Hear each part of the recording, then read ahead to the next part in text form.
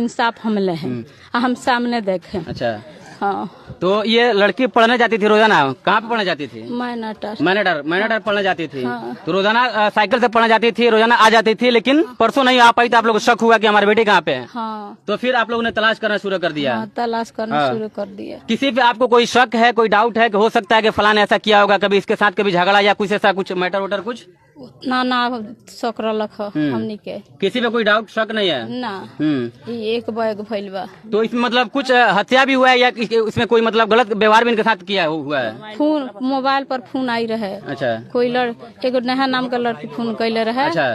तो कहला, हमार बेटी कहली ये माँ कंप्यूटर हम जाता नहीं करे थी, रिजल्ट निकाल के बाद नेहा फोन कैले बिया। तो हम कहनी न तो जब अभी तो कहत ये माँ हमरा में गई रही काले, तो उनको में चल जाम, लड़की है तो का हो जाई, जे जाता नहीं उनका संग हम रिजल्ट उनको निकलवा दम। तो हम कहनी अच्छा